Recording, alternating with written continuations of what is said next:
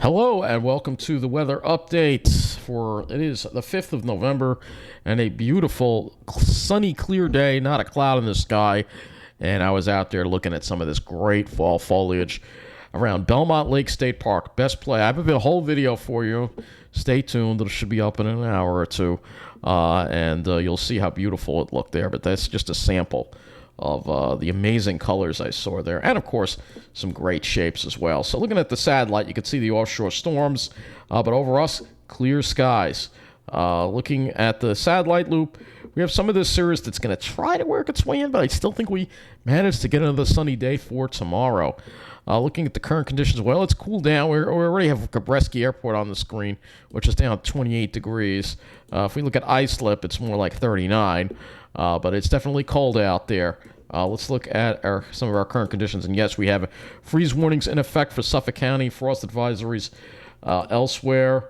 But those areas are definitely going to be going below freezing. So let's get these observations on the screen here. You can see all the blue here. That's, again, if we put this on, you see the blue there. That's a freeze warning, the dark blue there. So let's go to the current temperatures, and you'll see temperatures are down into the upper 30s already. Carl Place reporting 38. 45 at Farmingdale, 37 the latest temperature at Islip, 36 at Shirley, 28 at West Hampton. So we're already down to the 30s, and I think a lot of areas are going to see freezing temperatures tonight. Except the only areas that won't are probably the city, where it's still 52 at LaGuardia, 46 at Central Park. But in New Jersey also, I think it's going to go below freezing tonight. You could see temperatures already down at 37 in downtown Toms River, and 33 in the Pines West, in the Pine Barrens west of Toms River. Let's look at what the low temperature was today. Take a look at our low temperatures. And you'll see here, wow, Carl Place got down to 31. Cools down there. 36 at Islip. And as we go out to West Hampton, down to 28 degrees.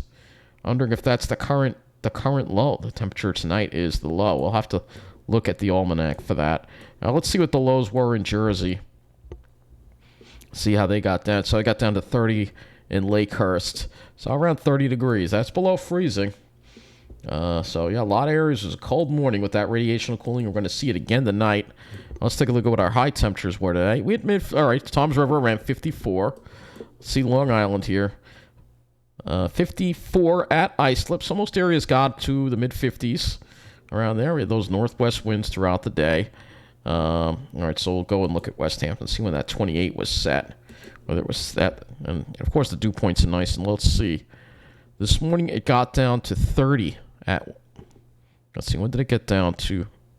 Yeah, it got down to 27. So the thing is reading an error because it got down to 27 at West Hampton. You can see right here on the screen it says 27 degrees right here.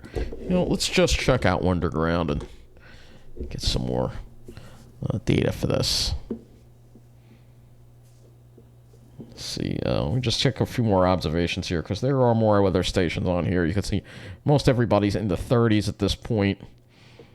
30s pretty much everywhere here, mid-30s, except for the Pine Barrens where it's even colder than that. Like I said, West Hampton, which doesn't show up on here, but it's going to be well into the down to the mid-20s tonight for sure.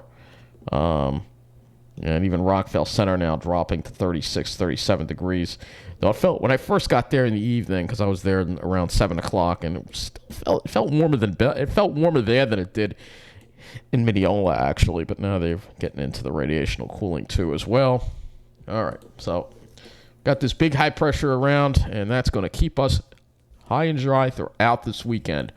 And then we watch this storm here, but it's going to stay offshore. It's going to be a strong storm, but it's really heavily suppressed. This high is so strong. It's actually built east, and it's actually trapped the storm now. So it's just going to sit there and then just dissipate instead of even moving. So it's just going to sit there and spin. That's how strong this high is, which is pretty incredible when you think about it. So looking at our forecast for precipitation, there isn't any. I can look at the HRRR right through, and you'll see all the precipitation just stays offshore. South of us, there's that low You can clearly see. But it just stays south of us. You can see we're not going to see any of that. We got a beautiful, beautiful pattern here. It's suppressing the storms. That's exactly what I love to see. We haven't seen it. We don't get that. We used to get that more often, but it's kind of rare to get. This is what you need, a good blocking pattern, so it keeps the storm suppressed. So let's go look at our temperatures. We'll use the HRRR for our temperatures on this, I think. So you can see lows in the 30s. Tomorrow we get up into the 50s. Again, probably mid-50s tomorrow. Tomorrow night, maybe a little more high clouds rolling in, but I still think we get into the 30s. And then for Sunday, again, we are dealing with temperatures in the mid-50s. I'll throw the dew point in here so you can see the wind direction here, and you'll see here winds go a little more easterly tomorrow. All right, so that's going to probably maybe result in a slight increase in moisture, but not really much because it's a very dry air mass. And Sunday, you can see there's that storm to the south, and you can see we'll start to see more of a northeast wind on Sunday there.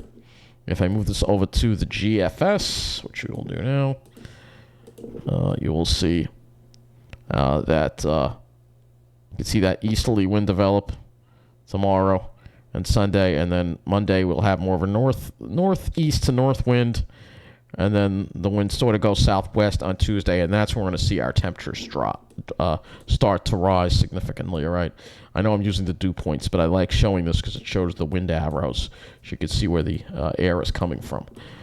So we've got our temperatures tomorrow, same thing, pretty much same thing, mid-50s. And then for Monday, we'll be a little warmer, especially in New Jersey. It'll probably be probably low to mid-60s. Long Island, probably around 60, but it's Tuesday when we start seeing the temperatures really take that jump with that southwesterly wind, and then we start seeing temperatures go pretty high above normal. That's probably 10 degrees above normal there, mid-60s for Tuesday. Looking at the skies, again, staying clear for the most part. I think we'll avoid these high clouds. I think they're suppressed to the south tomorrow. I think we'll have another mostly sunny day. But we'll see more of those high clouds on Sunday.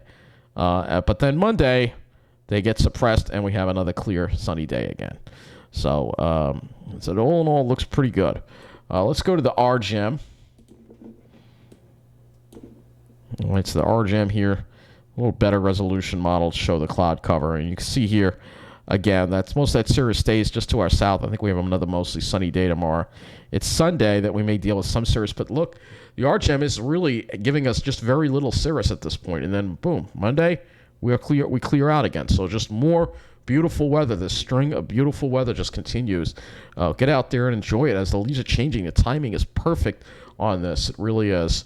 And we'll discuss the long range, I think, more probably on Saturday or Sunday or something like that.